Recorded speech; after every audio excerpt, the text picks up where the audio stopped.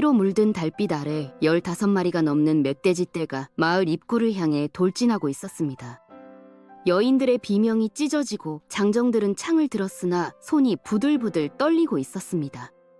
그때 평소 콧물이나 흘리며 놀림받던 그 바보 머슴 서기가 눈빛을 번쩍 뜨고는 맨손으로 앞장선 수컷 멧돼지의 엄니를 움켜쥐었습니다. 뼈가 으스러지는 소리가 들렸고 그 거대한 짐승이 비명을 지르며 나가떨어졌습니다. 오늘 들려드릴 기막힌 이야기는 그 석이라는 자가 어찌하여 바보 행세를 하며 살아왔는지, 그리고 그날 밤 마을을 구한 뒤 어떤 운명을 맞이했는지에 대한 긴 사연입니다. 안녕하세요. 야당극장입니다. 시청해주셔서 감사하고 즐겁게 감상해주세요. 때는 아득한 옛날 임금님께서 나라를 다스리시던 시절의 일이었습니다. 경상도 안동 땅 깊숙한 곳에 자리한 작은 마을, 그곳 이름이 바로 소나무 숲이 울창하다 하여 송림리라 불리던 곳이었습니다. 이 마을은 사방이 산으로 둘러싸여 있어서 외지 사람들의 발길이 뜸했고, 그래서인지 마을 사람들은 대대로 농사를 지으며 평온하게 살아가고 있었습니다. 봄이면 복숭아꽃이 만발하고, 여름이면 시냇물에 아이들이 발을 담그고 놀았으며, 가을이면 황금빛 벼이삭이 들판을 가득 메우던 그런 평범하기 짝이 없는 산골 마을이었습니다. 마을 한가운데를 가로지르는 작은 시내에서는 맑은 물이 사시사철 흘렀고, 그 물소리는 마을 사람들의 자장가이자 아침을 깨우는 종소리와도 같았습니다. 물은 너무나 맑아서 바닥에 자갈과 물고기들이 훤히 보였고, 여름이면 그 시원한 물에 발을 담그고 앉아있는 것만으로도 더위를 잊을 수 있었습니다. 이 마을에는 김진사라는 양반 어른이 살고 있었는데, 그 집안이 비록 벼슬을 하지는 못했으나 대대로 학문을 숭상하고 덕을 쌓아온 가문이었습니다. 김진사의 집은 마을에서 가장 큰 기와집이었고, 사랑채와 안채 그리고 행랑채까지 갖추고 있었습니다. 기와는 푸른빛이 도는 것으로 햇빛을 받으면 은은하게 빛났고, 비가 오면 물방울이 처마 끝에서 줄줄이 떨어져 마치 주렴을 친 것 같았습니다. 대문 앞에는 커다란 은행나무가 서 있었는데, 그 나무가 심어진 지 이미 100년은 좋게 넘었다고 전해졌습니다. 은행나무는 여름이면 시원한 그늘을 드리웠고, 가을이면 노란 잎들이 눈처럼 흩날려 마을 전체를 황금빛으로 물들였습니다. 그 나무 그늘 아래에서는 여름날이면 마을 사람들이 모여 담소를 나누곤 했고, 아이들은 은행 열매를 주워 모으며 제잘거렸습니다. 나무 둥치는 어른 서너 명이 팔을 벌려야 겨우 감칠 수 있을 만큼 굵었고, 나이테를 헤아릴 수 없을 만큼 오래되었습니다. 김진사는 마을 사람들에게 인심도 후했고, 흉년이 들면 곳간을 열어 쌀을 나눠주기도 했으니 마을 사람들은 모두 그를 우러러보며 존경하고 있었습니다. 그런데 이 김진사 댁에는 석이라는 이름의 머슴이 하나 있었습니다. 석이는 그 나이가 20이 넘었으나 마을 사람들은 모두 그를 바보라 여기고 있었습니다. 왜냐하면 석이는 말을 더듬거렸고 항상 입을 반쯤 벌리고 다녔으며, 콧물을 훌쩍이는 모습이 영락없이 정신이 온전치 못한 사람처럼 보였기 때문이었습니다. 그는 키가 유난히 컸는데 보통 사람보다 한 뼘은 더 컸고, 어깨도 널찍했지만 그 커다란 몸을 주체하지 못하고 비틀거리며 걷는 모습이 마치 술에 취한 사람 같았습니다. 옷은 언제나 누더기처럼 헤어진 무명옷을 걸치고 있었고, 얼굴에는 항상 때가 묻어 있어서 제대로 씻지도 않는 것처럼 보였습니다. 손톱 밑에는 언제나 흙이 까맣게 끼어 있었고, 머리카락은 새똥이 엉켜붙어 있을 정도로 지저분했습니다. 발은 맨발인 경우가 많았고, 발바닥은 굳은 살이 박혀 마치 짐승의 발바닥처럼 거칠었습니다. 그런 서기를 보며 마을 사람들은 혀를 차고 고개를 저었습니다. 어떤 이는 저런 바보를 왜 먹여 살리는지 모르겠다고 수군거렸고, 어떤 이는 저놈이 밥값이나 하는지 의심스럽다고 말했습니다. 서기의 집안 내력을 아는 사람은 마을에 거의 없었습니다. 다만 15년 전쯤 서기가 아직 5살 꼬마였을 때 어느 추운 겨울날 김진사 댁 대문 앞에서 얼어 죽기 직전으로 발견되었다는 것만 알려져 있었습니다. 그날은 눈보라가 몹시 심하게 몰아치던 날이었는데, 새벽에 대문을 열어보니 어린아이 하나가 눈 속에 파묻혀 있었고, 그 옆에는 이미 숨이 끊어진 여인이 아이를 품에 안은 채 죽어 있었다고 합니다. 여인의 얼굴은 눈에 뒤덮여 알아볼 수 없었고, 몸에는 남루한 옷만 걸쳐져 있었습니다.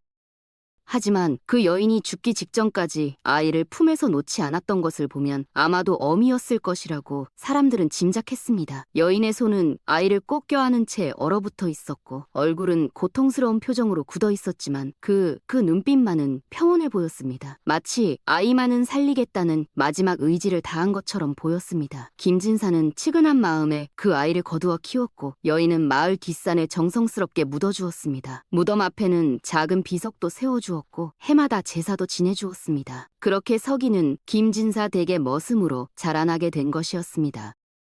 어려서부터 서기는 다른 아이들과는 달랐습니다. 또래 아이들이 모여서 뛰어놀 때도 서기는 혼자 멍하니 앉아서 하늘만 바라보고 있었고 누가 말을 걸어도 우물쭈물하며 대답을 제대로 하지 못했습니다. 마을 아이들은 그런 서기를 보며 놀려대기 시작했습니다. 돌을 던지거나 뒤에서 밀어 넘어뜨리거나 콧물 바보라고 손가락질하며 웃어댔습니다. 어떤 아이들은 서기의 뒤를 졸졸 따라다니며 흉내를 냈고 어떤 아이들은 서기에게 온갖 심부름을 시켜댔습니다. 개울에서 물고기를 잡아오라고 하거나 나무 위에 올라가 새 둥지를 가져오라고 했습니다. 서기는 그럴 때마다 고분고분 시키는 대로 했고 실패해서 다치거나 옷이 찢어져도 불평 한마디 하지 않았습니다. 어느 날은 아이들이 서기에게 개울 한가운데 있는 바위까지 가서 꽃을 꺾어오라고 시켰습니다. 한겨울이었고 물은 얼음장처럼 차가웠지만 서기는 망설임 없이 개울로 들어갔습니다. 물에 빠져 온몸이 젖었고 입술이 파랗게 질렸지만 서기는 꽃을 꺾어서 아이들에게 가져다 주었습니다. 아이들은 그 꽃을 받아들고는 서기를 비웃으며 꽃을 땅에 던져버렸습니다. 그러나 서기는 그럴 때마다 그저 멍한 표정으로 웃기만 할 뿐 화를 내거나 대항하는 법이 없었습니다. 그렇게 세월이 흘러 서기는 어느덧 청년이 되었지만 여전히 마을 사람들의 눈에는 한심한 바보 머슴일 뿐이었습니다.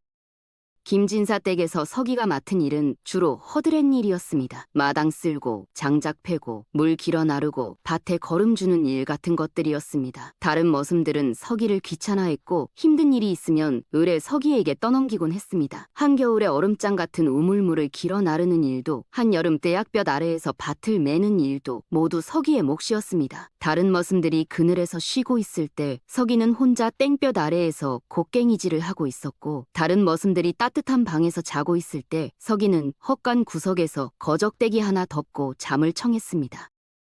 헛간은 추웠고 바람이 틈새로 들어와 뼈를 시리게 했지만 서기는 불평하지 않았습니다. 서기는 그럴 때마다 불평 한마디 없이 묵묵히 일을 해냈습니다. 무거운 짐을 나를 때도 하루 종일 밭을 매야 할 때도 서기는 마치 기계처럼 움직일 뿐이었습니다. 어느 날은 다른 머슴이 옮기다가 포기한 큰 바위를 서기가 혼자서 밭 밖으로 옮긴 적도 있었습니다. 사람들은 그것을 보고도 그저 바보라서 힘이 센 거라고만 생각했습니다. 사람들은 그런 서기를 보며 바보라서 고통도 모르는 거라고 수군거렸습니다. 하지만 아무도 몰랐습니다. 서기의 그 멍한 눈빛 속에 무엇이 숨어 있는지를 말입니다. 서기는 밤마다 혼자만의 시간을 가졌습니다. 다른 사람들이 모두 잠든 깊은 밤, 서기는 살금살금 헛간을 빠져나와 마을 뒷산으로 올라갔습니다. 달빛만이 희미하게 산길을 비추는 그곳에서 서기는 혼자 몸을 움직였습니다. 그 움직임은 낮에 보이던 서기의 모습과는 전혀 달랐습니다. 민첩하고 정확하고 힘이 넘쳤습니다. 서기는 나무를 향해 주먹을 뻗었고 허곡을 향해 발차기를 날렸으며 바위 위에서 몸을 날리며 온갖 동작들을 연습했습니다. 땀이 비오듯 흘러내렸고 숨소리는 거칠어졌지만 서기는 멈추지 않았습니다. 주먹을 뻗을 때마다 바람이 갈라지는 소리가 났고 발차기를 할 때마다 나뭇잎들이 흩날렸습니다. 서기는 바위를 향해 주먹을 날렸고 바위에는 주먹 자국이 패었습니다. 나무를 발로 차면 나무가 흔들렸고 때로는 가지가 부러지기도 했습니다. 서기는 나무 사이를 뛰어다니며 몸을 단련했고 절벽을 오르내리며 다리 힘을 키웠으며 무거운 바위를 들어올리며 완력을 길렀습니다. 새벽닭이 올 때까지 서기는 그렇게 혼자서 무술을 연마했고 동이 트기 전에 다시 헛간으로 돌아와 아무 일 없었다는 듯 잠을 청했습니다. 아침이 되면 다시 멍한 표정의 바보 머슴으로 돌아가는 것이었습니다. 그렇게 서기는 15년 동안 한 번도 거르지 않고 밤마다 무술을 연마했고 그 실력은 날로 깊어지고 강해져 갔습니다. 그러던 어느 해 가을이었습니다. 그 해는 유난히 풍년이 들어서 마을 전체가 풍족한 추수를 맞이했습니다. 들판에는 황금빛 벼이삭이 고개를 숙이고 있었고 사람들은 아침부터 저녁까지 낫을 휘두르며 추수에 여념이 없었습니다. 벼를 베는 낫소리와 사람들의 웃음소리가 들판에 가득했고 곡식을 실은 수레가 끊임없이 마을로 들어왔습니다. 마을 곳간들은 하나둘씩 곡식으로 채워졌고 사람들의 얼굴에는 만족스러운 미소가 피어올랐습니다. 올해는 정말 큰 풍년이라며 사람들은 서로 축하했고 이미 겨울 준비는 걱정이 없다며 안도했습니다. 김진사 댁도 예외는 아니어서 머슴들과 마을 사람들을 품앗이로 불러 모아 연일 추수 작업에 매달리고 있었습니다.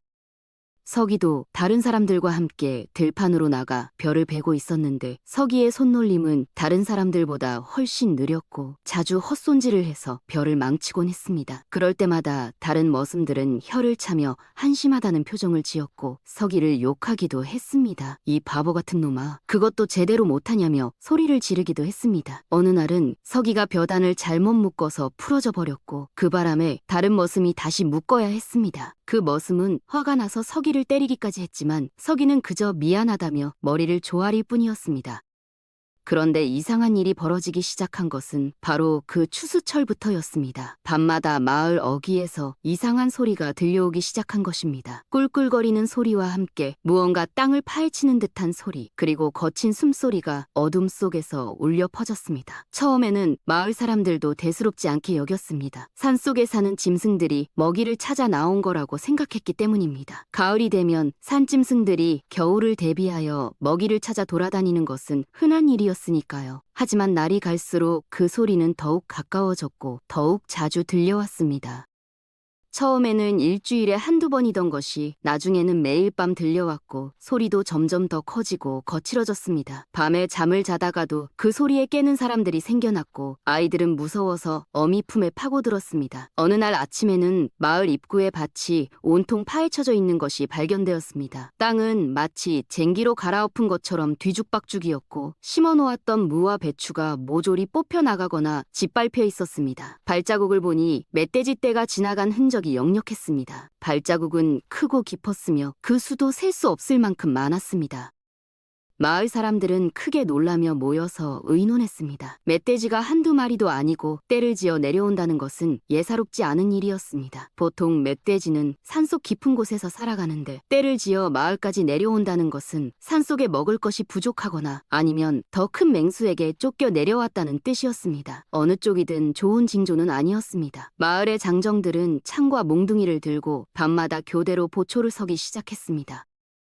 불을 피워놓고 큰 소리로 떠들며 짐승들을 쫓아내려 했지만 멧돼지 떼는 사라지지 않았습니다. 오히려 날이 갈수록 더욱 대담해져서 마을 안쪽 깊숙이까지 들어와 밭을 망치고 곡식을 먹어치웠습니다. 어떤 날은 장독대까지 뒤엎어져 있었고 어떤 날은 헛간의 문짝이 부서져 있기도 했습니다. 마을 사람들은 두려움에 떨기 시작했습니다. 이대로 가다가는 추수한 곡식을 모두 멧돼지들에게 빼앗기는 것은 아닐까, 혹시 사람까지 해치는 것은 아닐까 하는 걱정이 커져갔습니다.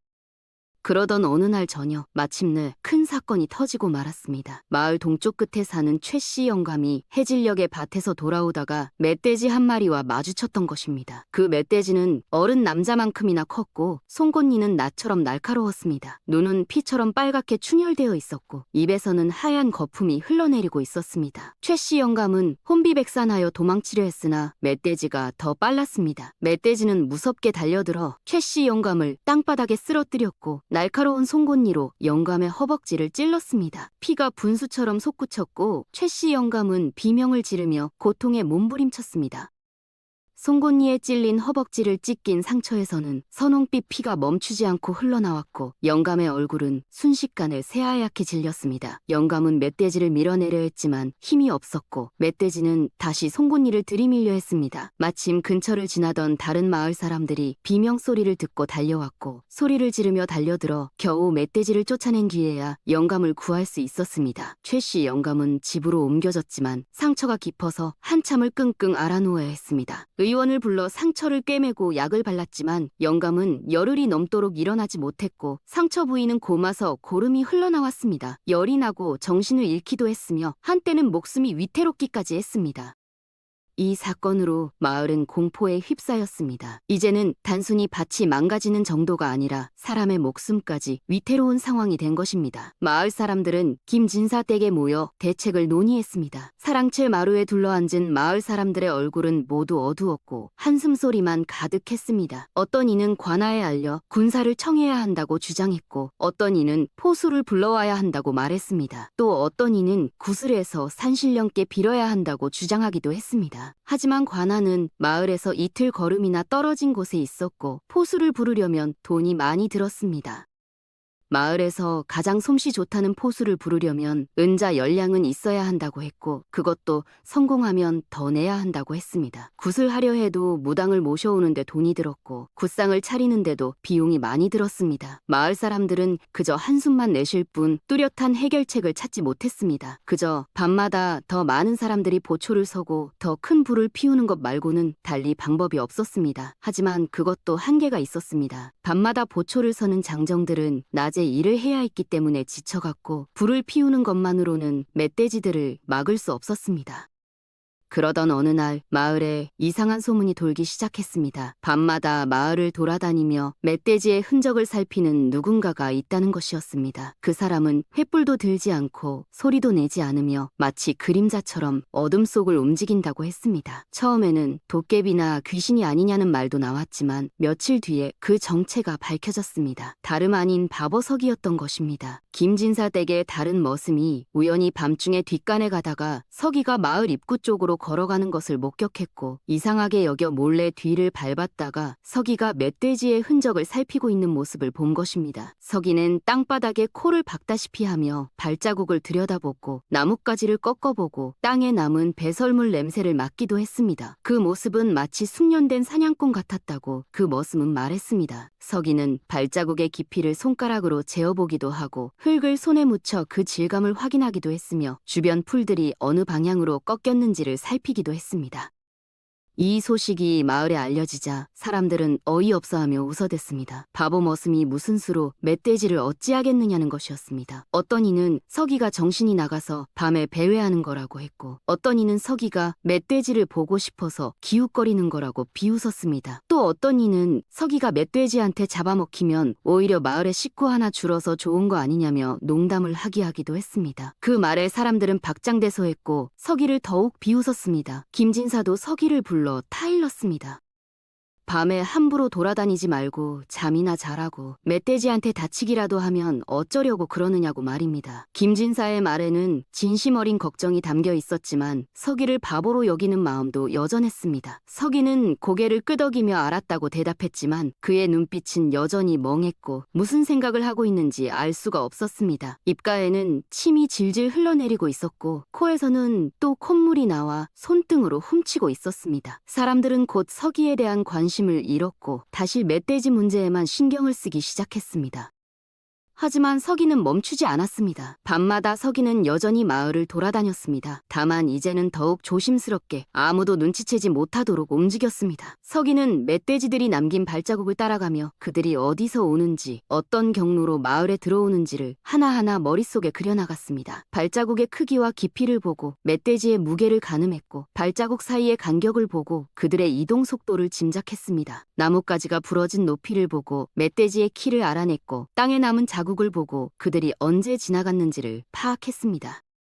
서기는 마을 주변의 모든 길을 조사했고 멧돼지들이 자주 이용하는 3개의 주요 경로를 파악했습니다. 하나는 마을 북쪽 소나무 숲을 통과하는 길이었고 하나는 동쪽 개울을 따라 내려오는 길이었으며 마지막 하나는 남쪽 대밭을 지나는 길이었습니다. 낮에는 여전히 바보처럼 행동했지만 밤이 되면 서기의 눈빛은 달랐습니다. 그 눈에는 예리함과 집중력이 서려 있었고 움직임은 놀라울 정도로 민첩했습니다. 서기는 멧돼지들의 습성을 하나하나 파악해 나갔습니다. 그들이 어떤 냄새를 좋아하는지, 어떤 소리에 놀라는지, 언제 가장 활발하게 움직이는지를 말입니다.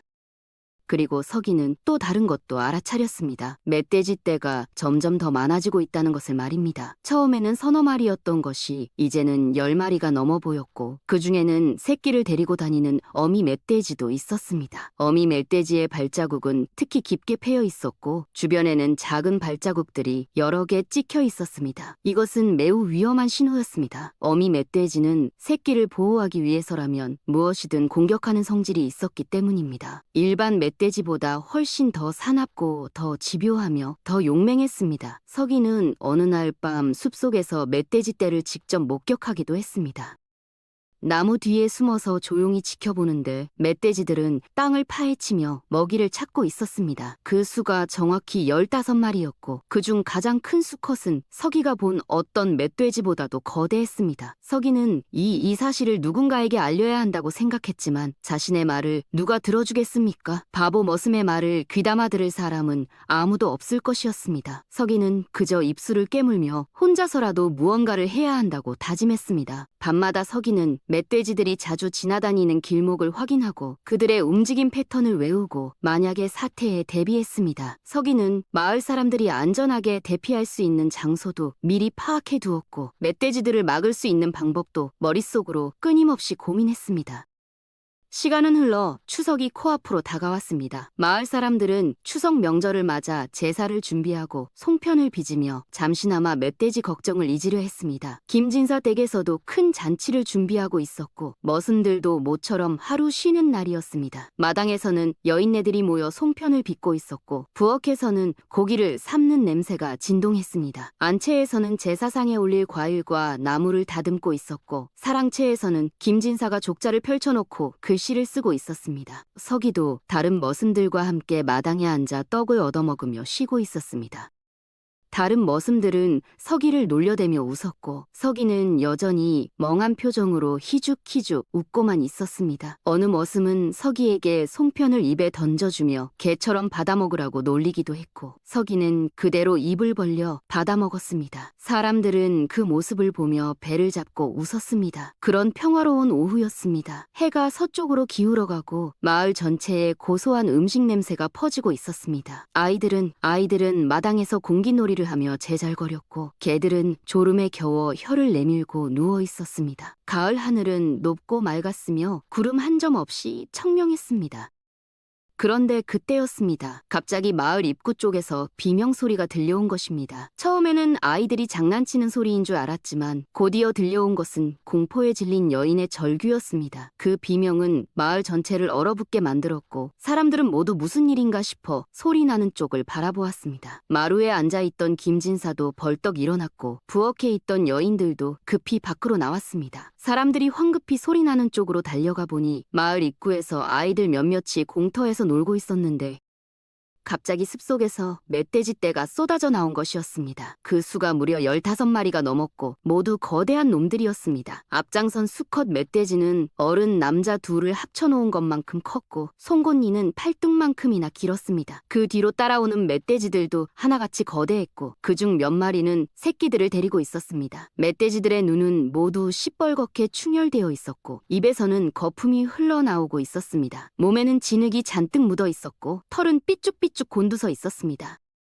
아이들은 혼비백산하여 도망치기 시작했고 어미들은 울부짖으며 아이들을 불렀습니다. 어떤 아이는 너무 놀라서 그 자리에 주저앉아 울음을 터뜨렸고 어떤 아이는 넘어져서 무릎이 깨졌지만 일어나지도 못하고 기어가고 있었습니다. 가장 어린 아이는 겁에 질려 오줌을 지리기까지 했습니다. 마을의 장정들이 창과 낫을 들고 달려왔지만 멧돼지 떼의 기세에 눌려 감히 다가서지 못했습니다. 장정들의 손은 부들부들 떨리고 있었고 얼굴은 창백하게 질려 있었습니다. 멧돼지들은 눈이 시뻘겋게 충혈되어 있었고 입에서는 거품을 물고 있었습니다. 굶주림과 광기에 사로잡힌 짐승들이었습니다.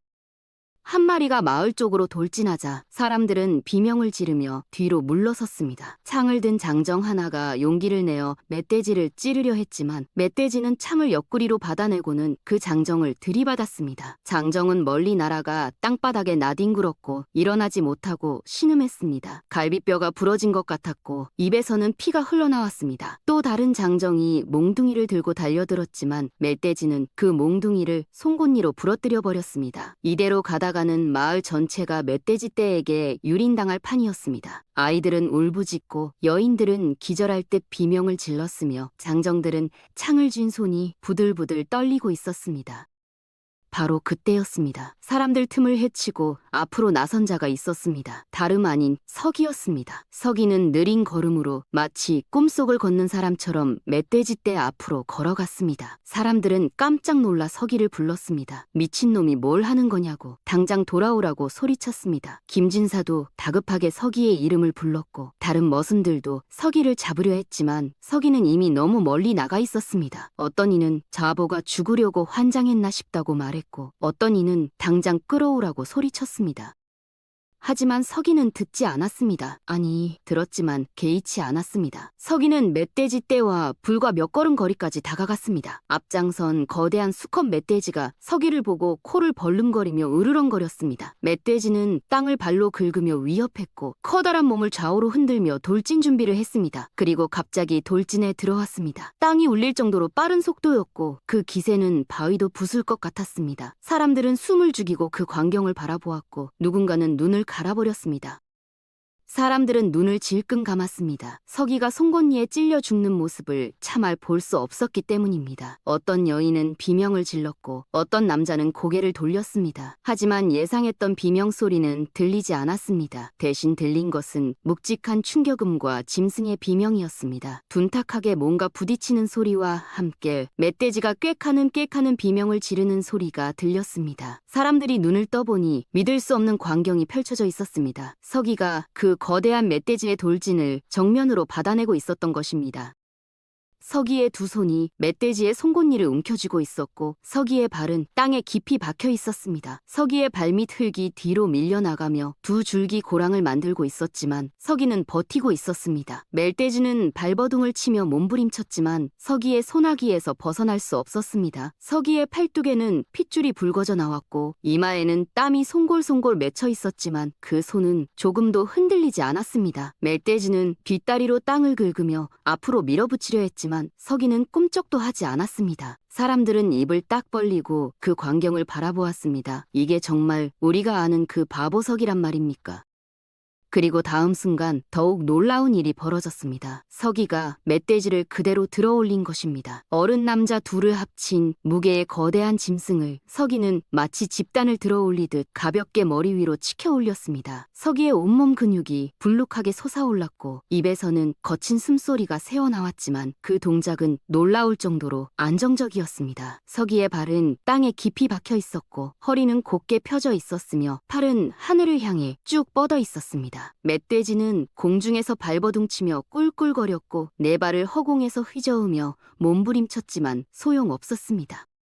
서기는 그 짐승을 힘껏 옆으로 내동댕이 쳤습니다. 멧돼지는 공중을 날아 몇 바퀴를 굴러가다 큰 소나무에 부딪혀 멈췄고 비명을 지르며 일어나려 했지만 다리가 부러져서 그대로 주저앉고 말았습니다. 부러진 뒷다리가 이상한 각도로 꺾여 있었고 멧돼지는 고통스럽게 꿀꿀거리며 몸부림쳤습니다. 사람들은 입을 딱 벌리고 그 광경을 바라보았습니다. 이게 대체 무슨 일입니까? 바보 머슴 서기가 멧돼지를 맨손으로 들어 올렸다니 말입니다. 누군가는 꿈을 꾸는 게 아니냐며 자신의 뺨을 꼬집어 보기도 했습니다. 다른 누군가는 저게 정말 사람이 할 수 있는 일이냐며 중얼거렸습니다.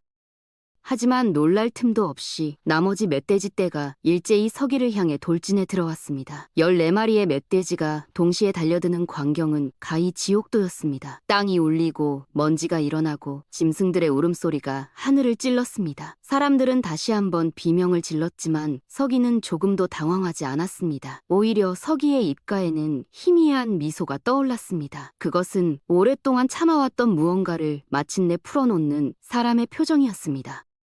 15년 동안 숨겨왔던 진짜 자신을 드러내는 순간이었습니다. 그리고 서기는 움직이기 시작했습니다. 그 움직임은 평소 서기의 느릿느릿한 모습과는 전혀 달랐습니다. 마치 바람처럼 빠르고 물처럼 유연했으며 호랑이처럼 강렬했습니다. 서기는 첫 번째 멧돼지의 머리를 주먹으로 내리쳤고 그 멧돼지는 그 자리에서 뻗어버렸습니다. 주먹이 멧돼지의 이마뼈를 부숴버린 것입니다. 멧돼지의 몸이 땅에 쓰러지며 흙먼지가 일어났고 다시는 일어나지 못했습니다. 두 번째 멧돼지가 옆구리를 들이받으려 하자 서기는 가볍게 몸을 틀어 피했고 그대로 멧돼지의 등에 올라탔습니다. 멧돼지는 서기를 떨어뜨리려고 미친 듯이 뛰어다녔지만 서기는 꿈쩍도 하지 않았습니다. 서기는 마치 말을 타듯 멧돼지의 등에 안정적으로 앉아 있었고 멧돼지가 아무리 날뛰어도 떨어지지 않았습니다. 그리고 양손으로 멧돼지의 뒷다리를 잡더니 있는 힘껏 비틀어 버렸습니다. 뚝하는 소리와 함께 멧돼지의 다리가 부러졌고 멧돼지는 비명을 지르며 쓰러졌습니다. 서기는 바로 땅에 뛰어내려 다음 멧돼지를 맞이했습니다. 세 번째, 네 번째 멧돼지가 동시에 달려들었지만 서기는 하나는 발로 차서 날려버리고 하나는 팔로 목을 감아 넘어뜨렸습니다. 발차기에 맞은 멧돼지는 갈비뼈가 부러진 채 멀리 날아가 바위에 부딪혔고 바위에 피가 튀었습니다. 목이 꺾인 멧돼지는 땅바닥에서 경련을 일으키다 숨이 끊어졌습니다. 그 모습은 마치 전설 속의 무인이 적진 한가운데를 휘젓는 것 같았습니다. 사람들은 넋을 잃고 그 광경을 바라보았습니다. 도대체 저게 사람입니까? 저게 바로 그 바보 석이란 말입니까? 누군가는 이게 꿈이 아니냐며 중얼거렸고 누군가는 저게 정말 우리가 아는 그 석이가 맞느냐며 되물었습니다. 서기의 움직임은 멈추지 않았습니다. 다섯 번째, 여섯 번째, 일곱 번째 멧돼지가 차례로 쓰러져 나갔습니다. 어떤 놈은 주먹에 맞아 기절했고 어떤 놈은 목이 꺾여 숨이 끊어졌으며 어떤 놈은 등뼈가 부러져 꿈틀거리다 죽어갔습니다. 서기의 몸에서는 땀이 비오듯 흘러내렸고 옷은 멧돼지의 피로 붉게 물들었지만 서기의 눈빛은 조금도 흔들리지 않았습니다. 오히려 그 눈빛은 점점 더 날카로워지고 더 강렬해져 갔습니다. 마치 오랫동안 감춰두었던 무언가가 마침내 깨어난 것 같았습니다. 서기의 움직임 하나하나에는 세월의 단련이 배어 있었고 매 순간의 판단은 정확했으며 힘의 조절은 완벽했습니다. 팔을 휘두르면 멧돼지가 날아갔고 발을 차면 뼈가 부러졌으며 손으로 잡으면 그 어떤 짐승도 빠져나갈 수 없었습니다. 서기는 마치 춤을 추듯 움직였고 그 움직임은 아름답기까지 했습니다. 하지만 그 아름다움 속에는 치명적인 힘이 숨어 있었습니다. 여덟 번째 멧돼지는 서기에게 뒤에서 기습을 시도했습니다. 하지만 서기는 뒤를 돌아보지도 않고 뒤로 뻗은 발차기로 그 멧돼지를 맞췄습니다. 멧돼지는 공중으로 날아가 나무에 부딪혀 쓰러졌습니다. 아홉 번째 멧돼지는 서기의 다리를 물려고 했지만 서기는 가볍게 뛰어올라 멧돼지의 머리를 밟고 지나갔습니다. 그 순간 멧돼지의 머리가 땅에 박혔고 목뼈가 부러지는 소리가 들렸습니다. 열 번째 멧돼지는 힘이 센 수컷이었고 서기와 정면으로 맞붙었습니다. 둘은 서로를 밀어붙이며 힘겨루기를 했지만 결국 서기가 이겼습니다. 서기는 멧돼지를 들어올려 땅에 내리쳤고 멧돼지는 그 충격으로 기절했습니다. 11번째, 12번째 멧돼지도 마찬가지였습니다. 서기의 손에 걸리면 살아남을 수 없었습니다. 남은 멧돼지들은 이제 겁을 먹기 시작했습니다. 짐승에게도 본능이라는 것이 있는 법입니다. 자신들보다 훨씬 강한 존재 앞에서는 도망치는 것이 생존의 방법이라는 것을 알았던 것입니다. 멧돼지들은 꼬리를 말고 뒤돌아서기 시작했습니다. 으르렁거리던 소리도 이제는 두려움에 떠는 울음소리로 바뀌었고 시뻘겋게 충혈되었던 눈도 공포로 가득 차차기 시작했습니다. 하지만 서기는 그들을 놓아주지 않았습니다. 서기는 달아나는 멧돼지들을 하나하나 쫓아가 쓰러뜨렸습니다. 빠른 속도로 도망치는 멧돼지를 따라잡아 뒷다리를 잡아당겨 넘어뜨리고 일어서려는 놈의 등을 밟아 다시 바닥에 눌렀으며 저항하는 놈의 목덜미를 잡아 땅에 내리쳤습니다. 여덟 번째, 아홉 번째, 열 번째, 11번째, 마침내 멧돼지 떼는 거의 전멸했고 겨우 서너 마리만이 숲속으로 도망쳐 사라졌습니다. 그리고 서기는 쓰러진 멧돼지들 사이에 우뚝 서 있었습니다. 서기의 주변에는 죽거나 다친 멧돼지들이 널브러져 있었고 땅바닥은 피로 흥건했으며 공기 중에는 피와 땀과 짐승의 냄새가 진동했습니다. 서기의 옷은 찢어지고 피로 물들어 있었지만 서기 자신은 다친 곳이 거의 없었습니다. 마을은 잠시 동안 완전한 침묵에 휩싸였습니다. 아무도 입을 열지 못했습니다. 모두가 믿을 수 없다는 표정으로 서기를 바라보았습니다. 저 사람이 정말 우리가 알던 그 바보 머슴 석이란 말입니까? 맨손으로 15마리가 넘는 멧돼지 떼를 물리쳤다니 이게 꿈인지 생시인지 분간이 가지 않았습니다. 어떤 사람은 입을 벌린 채 굳어 있었고 어떤 사람은 눈을 비비며 다시 보았으며 어떤 사람은 옆 사람의 팔을 잡고 이게 정말이냐고 물었습니다. 서기는 천천히 마을 사람들을 돌아보았습니다. 그의 얼굴에는 여전히 피와 흙이 묻어 있었고 콧물도 흘러내리고 있었지만 그 눈빛만은 더 이상 멍하지 않았습니다. 그 눈에는 깊은 슬픔과 오랜 고독과 그리고 무언가 단단한 결의가 서려 있었습니다. 서기는 거친 숨을 몰아쉬며 천천히 마을 사람들에게 다가왔습니다. 사람들은 본능적으로 뒤로 물러섰고 서기가 지나가는 길이 저절로 열렸습니다. 누군가는 서기를 신처럼 바라보았고 누군가는 두려움에 떨었으며 누군가는 감사의 눈빛을 보냈습니다. 김진사가 먼저 입을 열었습니다. 김진사는 서기에게 다가가더니 떨리는 목소리로 물었습니다. 서기야, 대체 이게 어찌된 일이냐고? 네가 언제부터 이런 힘을 가지고 있었느냐고 말입니다. 김진사의 목소리는 놀람과 당혹스러움이 뒤섞여 있었고 손은 서기에게 다가가려다가 머뭇거리고 있었습니다. 서기는 한참 동안 아무 말도 하지 않았습니다. 그저 땅바닥을 내려다보며 입술을 깨물고 있을 뿐이었습니다. 사람들이 모두 서기를 둘러싸고 대답을 기다렸습니다. 누군가는 서기의 이름을 불렀고 누군가는 대답하라고 재촉했으며 누군가는 서기가 도깨비나 귀신에게 홀린 것이 아니냐고 수군거렸습니다. 그리고 마침내 서기가 입을 열었습니다. 서기의 목소리는 더 이상 더듬거리지 않았고 분명하고 또렷했습니다. 저는 바보가 아닙니다라고 서기는 말했습니다. 처음부터 단 한 번도 바보였던 적이 없습니다. 라고 말입니다. 그 말에 사람들은 다시 한번 충격에 휩싸였고 서로의 얼굴을 쳐다보며 뭐라 말할 수 없는 표정을 지었습니다. 어떤 이는 그럴 리가 없다며 고개를 저었고 어떤 이는 그럼 15년 동안 우리를 속인 거냐며 분노했습니다. 서기의 고백이 시작되었습니다. 서기는 사람들에게 자신의 진짜 이야기를 들려주었습니다. 서기는 본래 무술을 익힌 집안의 자식이었다는 것입니다. 서기의 아버지는 궁중무관이었는데 어느 날 왕실의 권력 다툼에 휘말려 역적으로 몰려 죽임을 당했습니다. 간신들의 모함으로 억울한 누명을 쓰고 온 가족이 역적의 가족이 되어 쫓기는 신세가 되었던 것입니다. 서기의 아버지는 형장의 이슬로 사라졌고 집안 식구들도 모두 죽임을 당했습니다. 오직 서기와 어머니만이 간신히 도망칠 수 있었습니다. 서기의 어머니는 어린 서기를 데리고 도망쳤고 추격자들을 피해 이곳저곳을 전전하다가 결국 이 마을까지 오게 되었습니다.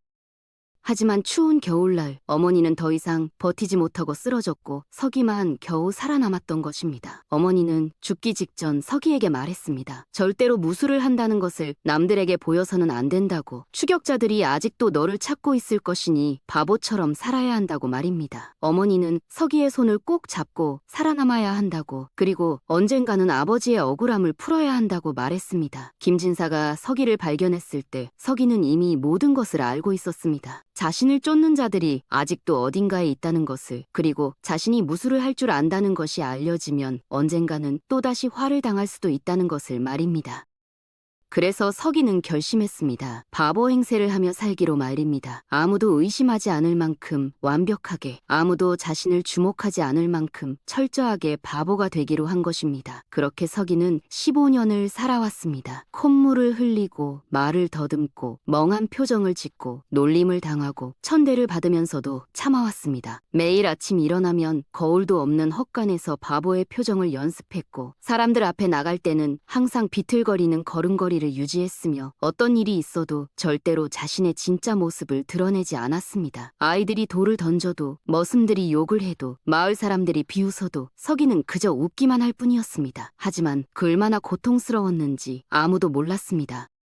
밤마다 서기는 혼자 눈물을 흘렸고 자신의 운명을 한탄했으며 때로는 이렇게 사는 것이 무슨 의미가 있는지 회의하기도 했습니다. 하지만 서기는 포기하지 않았습니다. 어머니의 마지막 당부를 잊지 않았고 살아남아야 한다는 다짐을 지켰습니다. 하지만 밤이 되면 서기는 홀로 산속으로 들어가 무술을 연마했습니다. 아버지가 가르쳐준 권법과 신법을 잊지 않기 위해 그리고 언젠가 닥쳐올지 모를 위험에 대비하기 위해 끊임없이 수련했습니다. 그렇게 서기의 무술 실력은 세월이 흐르면서 오히려 더욱 깊어지고 강해졌던 것입니다. 혼자서 나무를 베고 바위를 들어올리고 산짐승들과 맞서며 서기는 누구도 넘볼 수 없는 경지에 이르렀습니다.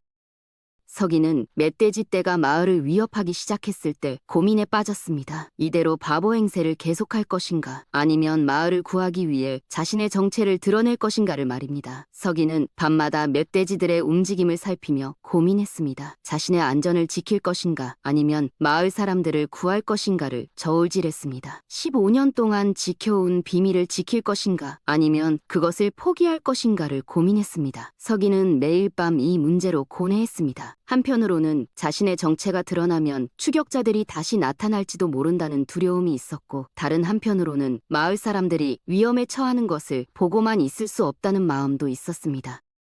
하지만 최 씨 영감이 다치고 급기야 아이들까지 위험에 처하는 것을 보았을 때 서기는 더 이상 망설일 수 없었습니다. 15년 동안 자신을 거두어준 이 마을을, 비록 자신을 바보라 놀렸지만 그래도 함께 살아온 이 사람들을 서기는 그냥 내버려 둘 수가 없었던 것입니다. 그래서 서기는 모든 것을 걸고 나선 것이었습니다. 자신의 목숨이, 자신의 미래가 어떻게 되든 상관없이 마을을 지키기 위해 싸우기로 결심한 것입니다. 서기는 마을 사람들에게 말했습니다. 비록 여러분이 저를 바보라고 놀렸지만 저는 한 번도 여러분을 원망한 적이 없다고, 오히려 저를 받아주고 함께 살게 해준 것에 감사했다고 말입니다.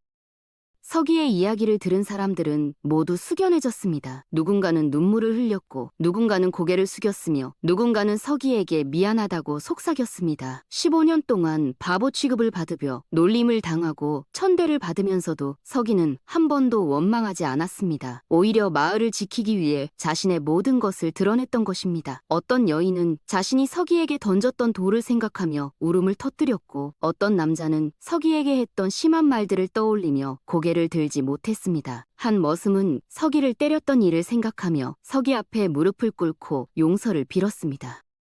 김진사는 서기의 손을 꼭 잡았습니다. 그리고 용서해달라고, 자신이 서기의 진심을 알아보지 못했던 것을 용서해달라고 간청했습니다. 김진사의 눈에서는 눈물이 흘러내렸고 목소리는 떨리고 있었습니다. 서기는 고개를 저었습니다. 용서할 것도 없다고, 자신이 스스로 선택한 길이었다고 말했습니다. 오히려 자신을 거두어주고 먹여주고 재워준 것만으로도 충분히 감사하다고, 그것만으로도 자신은 행복했다고 말했습니다. 김진사는 서기를 꼭 안았고 두 사람은 한참을 그렇게 서 있었습니다.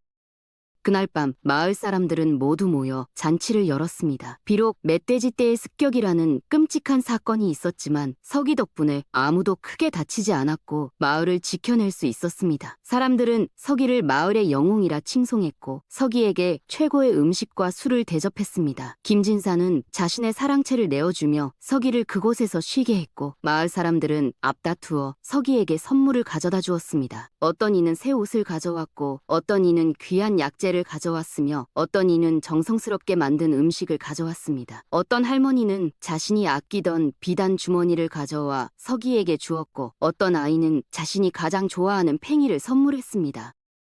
서기는 처음에는 어색해했지만 곧 마을 사람들과 함께 웃고 떠들며 즐거운 시간을 보냈습니다. 15년 만에 처음으로 서기는 자신의 진짜 모습으로 바보가 아닌 한 사람의 인간으로 사람들과 어울릴 수 있었습니다. 그것은 서기에게 있어서 무엇과도 바꿀 수 없는 소중한 순간이었습니다. 사람들은 서기의 이야기를 듣고 싶어 했고, 서기는 자신의 지난 15년을 조금씩 들려주었습니다. 어떻게 밤마다 무술을 연마했는지, 어떻게 바보 행세를 완벽하게 해냈는지, 그리고 그동안 얼마나 외로웠는지를 말입니다. 사람들은 서기의 이야기를 들으며 때로는 웃고 때로는 울었으며 때로는 분노했습니다. 하지만 이야기는 여기서 끝나지 않았습니다. 며칠 뒤 마을에 낯선 사람들이 찾아왔습니다. 그들은 관복을 입고 있었고 허리에는 칼을 차고 있었습니다. 마을 사람들은 긴장했고 서기를 쫓는 추격자들이 온 것이 아닌가 두려워했습니다. 서기도 긴장하며 그들을 바라보았고 필요하다면 싸울 준비를 했습니다. 하지만 그들은 적이 아니었습니다. 그들은 임금의 명을 받들어 온 관리들이었습니다.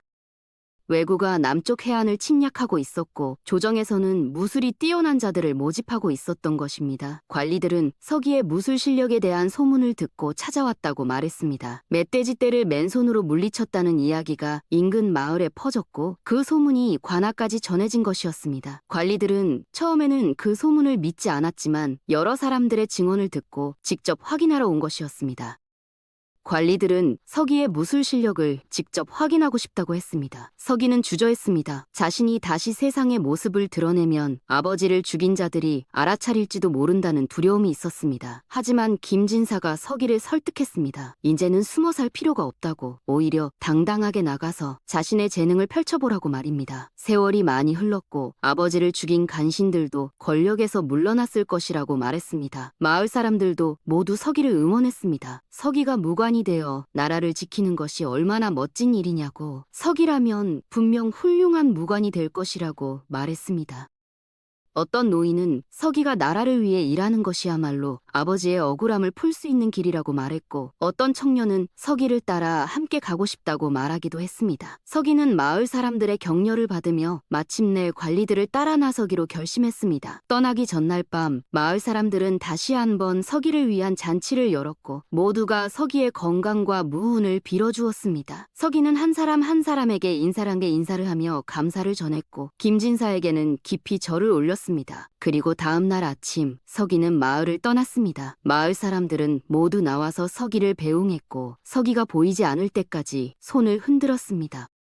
서기는 관하로 가서 무술 시험을 보았고 그 실력을 인정받아 곧바로 무관으로 임명되었습니다. 서기의 무술은 조정의 다른 무관들도 혀를 내두를 정도였고 서기는 곧 정예부대에 배치되어 왜구와의 전투에 참여하게 되었습니다. 서기는 전장에서도 용맹을 떨쳤습니다. 적진에 홀로 뛰어들어 적장을 사로잡기도 했고 아군이 위기에 처했을 때 단신으로 적을 물리치기도 했습니다. 어느 전투에서는 포위된 아군을 구하기 위해 적의 본진을 돌파했고 또 어느 전투에서는 적의 기습을 미리 알아채 아군의 피해를 막았습니다. 서기의 이름은 점점 알려지기 시작했고 사람들은 서기를 용장이라 불렀습니다. 그리고 몇 년 뒤 놀라운 일이 벌어졌습니다. 서기의 아버지가 역적이 아니었다는 것이 밝혀진 것입니다. 간신들의 모함이었다는 증거가 발견되었고 그 간신들도 모두 처벌을 받았습니다. 서기의 아버지는 억울한 누명을 벗게 되었고 서기도 더 이상 역적의 자식이 아니게 되었습니다. 서기는 이제 떳떳하게 살 수 있게 된 것입니다. 임금은 서기를 불러 위로했고 서기의 아버지에게도 사후의 벼슬을 내렸습니다. 그로부터 또 몇 해가 흘렀습니다. 서기는 가끔씩 마을을 찾아왔습니다. 무관의 옷을 입고 당당한 모습으로 돌아온 서기를 보며 마을 사람들은 자랑스러워했습니다. 서기는 마을 사람들에게 선물을 가져왔고 아이들에게 무술을 가르쳐주기도 했습니다. 서기는 자신처럼 억울하게 숨어 살아야 하는 사람이 더 이상 나오지 않기를 바랐고 그래서 아이들에게 무술뿐만 아니라 정의와 용기의 중요성도 가르쳤습니다. 마을의 아이들은 서기를 우러러 보았고 서기처럼 멋진 어른이 되고 싶다고 다짐했습니다. 서기는 아이들에게 말했습니다. 진정한 강함은 힘이 아니라 남을 지키려는 마음에서 나온다고, 그리고 진정한 용기는 두려움이 없는 것이 아니라 두려움을 이겨내는 것이라고 말입니다. 김진사는 늙어서도 서기를 자랑스러워했고 자신이 서기를 거두었던 것이 평생 가장 잘한 일이었다고 말했습니다. 그리고 마을 입구에는 돌비석이 하나 세워졌습니다. 그 비석에는 멧돼지 떼로부터 마을을 구한 서기의 공을 기리는 글이 새겨져 있었습니다. 비석 앞을 지나가는 사람들은 모두 그 글을 읽으며 서기의 이야기를 떠올렸습니다. 그리고 다시는 누군가를 겉모습만 보고 판단하지 않겠다고, 진정한 용기란 자신의 능력을 뽐내는 것이 아니라 필요한 순간에 나서는 것임을 깨달았습니다. 서기의 이야기는 그렇게 마을 사람들의 마음속에 깊이 새겨졌고 후손들에게 대대로 전해져 내려갔습니다. 세월이 흘러도 사람들은 서기를 기억했고 서기의 이야기는 전설이 되어 널리 퍼져나갔습니다. 서기는 나중에 높은 벼슬에까지 올랐고 많은 전공을 세웠으며 나라를 지키는 데 큰 역할을 했습니다. 하지만 서기는 언제나 송림리 마을을 잊지 않았고 그곳 사람들을 가족처럼 여겼습니다. 세월이 흘러 서기도 나이가 들었고 전장에서 입은 부상으로 더 이상 싸울 수 없게 되었을 때 서기는 마을로 돌아왔습니다. 마을 사람들은 서기를 성대하게 환영했고 서기를 위해 집도 마련해 주었습니다. 서기는 마을에서 아이들을 가르치며 평온한 노년을 보냈습니다. 서기는 자신의 일생을 돌아보며 만족스러워했습니다. 비록 어린 시절 가족을 잃고 15년을 바보로 살아야 했지만 그 모든 것이 자신을 강하게 만들었고 많은 사람들을 구할 수 있게 해주었다고 생각했습니다. 서기는 마을에 존경받는 어른이 되었고 사람들은 서기의 말 한마디 한마디에 귀를 기울였습니다. 서기는 죽는 날까지 마을을 지켰고 마을 사람들도 서기를 평생 사랑하고 존경했습니다. 서기가 세상을 떠났을 때 마을 전체가 슬픔에 잠겼고 장례식에는 전국 각지에서 사람들이 찾아와 서기를 추모했습니다. 이것으로 송림리 마을의 영웅 서기에 대한 긴 이야기를 마치도록 하겠습니다. 바보 머슴이라 놀림받던 한 남자가 어떻게 마을의 영웅이 되었는지, 그리고 그가 평생 지켜온 비밀이 무엇이었는지를 모두 들려드렸습니다. 이 이야기가 여러분의 마음속에 오래도록 남아 때때로 생각나기를 바랍니다. 그리고 서기처럼 의롭고 용감한 삶을 살아가시길 바랍니다. 진정한 가치는 겉으로 드러나는 것이 아니라 그 안에 숨어 있다는 것을, 그리고 그 가치는 가장 필요한 순간에 빛을 발한다는 것을 기억하시길 바랍니다. 오늘 밤 이야기는 여기까지입니다. 들어주셔서 감사합니다.